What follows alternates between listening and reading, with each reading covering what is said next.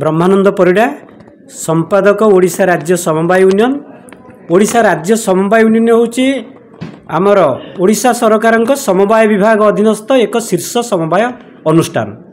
ये अनुष्ठान कार्य होची समवाय शिक्षा, समवाय तालीम एवं समवायर प्रचार प्रसार कार्य करिबा।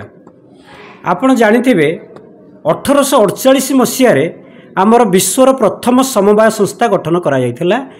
आमर इंग्लैंडर मैकडल जो रकडल जो अच्छी जगह इंग्लैंडर रकडल ठारे आमर नथिबा श्रेणीर किछि लोक तांकर आर्थिक सुविधा पाई एवं थिलाबालांको अत्याचार रक्षा पाइबा पाई समवाय समिति गठन करथिले।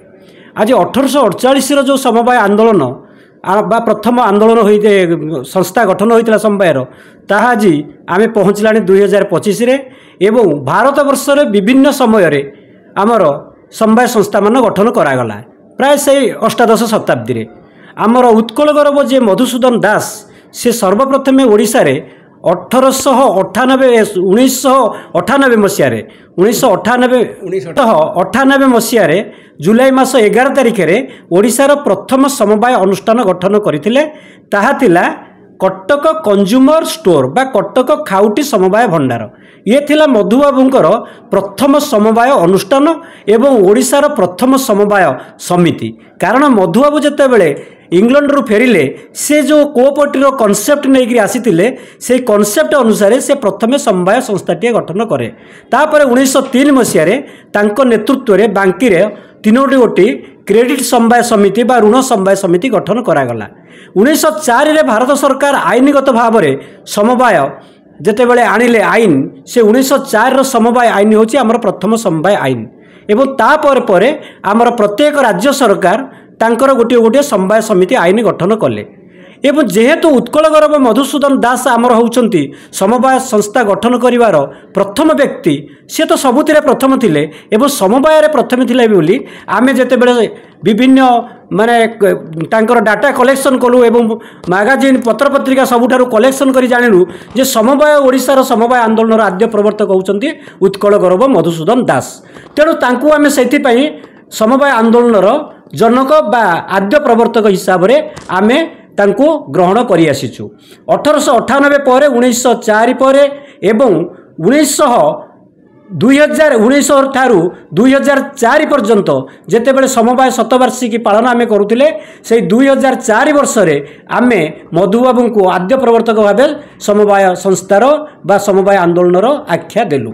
एवं उत्कल गौरव मधुसूदन दास जेहेतु एक गोटे विराट सी होउचंती गोटे माने आदर्श एवं गोटे उत्तुंग व्यक्तित्व तांकर से उत्तुंग व्यक्तित्व प्रत्येक स्तर रे ओडिशार प्रत्येक स्तर रे से जेतले प्रथम थिले समवाय आंदोलन क्षेत्र में मध्य प्रथम थिले।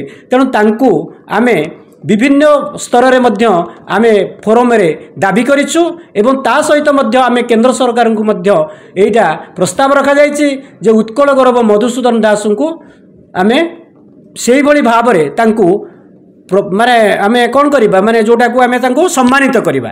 से सम्मानित करिबा पई आमर भारत रत्न हो बा जेकोसी प्रकार भारत सरकार जहाँ जहाँ सब रही पुरस्कार से आमे उत्कल गौरव को स्थानित करिबा पई आमे विभिन्न समय विभिन्न फोरम रे प्रस्ताव रखिचु। एवं समवाय सप्ताह 1953 मसीह आरंभ होइछि। आज आमे तार 72 वर्ष बयस रे पहुँचीचे। आउ ये समवाय सप्ताह होउछि आमर अतीतर त्रुटि को संशोधन करी भविष्यत पाई मार्गदर्शिका प्रस्तुत करिबा। कारण समवाय संस्था गुड़िक होउछंती सभ्य मानक द्वारा एवं सभ्य मानक पाई। तेणु सभ्य माने किभली भाव में समवाय संस्था रु भल सेवा पाई परिबे तार प्रचार प्रसार आमे करिवु काहेकि ना राज्य सरकार समवाय विभाग माध्यम रे जहाँ जहाँ योजना सब करूछंती जो सब पदक्षेप ग्रहण करूछंती ताको कार्यकारी करिबा पाई आमे प्रचार प्रसार माध्यम रे समवाय अनुष्ठान सहित जड़ित सभ्य मानकू जनसाधारण को एवं तृणमूल स्तर रे रहितिबा गरीब लोकनिक पाखरे पहुंचाया पाई सदा सर्वदा चेष्टा करी आसीचु। कारण सभ्य होची समवायर मालिक तार उन्नति हेले तार विकास हेले तार आर्थिक विकास हेले आमे समवाय आंदोलन सफल होइछि बोली आमे जानिबा। समवाय संस्था गुड़िक सरकार आईन द्वारा पंजीकृत जेतेबेले देखागला भारत वर्ष रे समग्र भारत वर्ष रे विभिन्न समवाय समिति गुड़िकर राजनैतिक हस्तक्षेप हैला।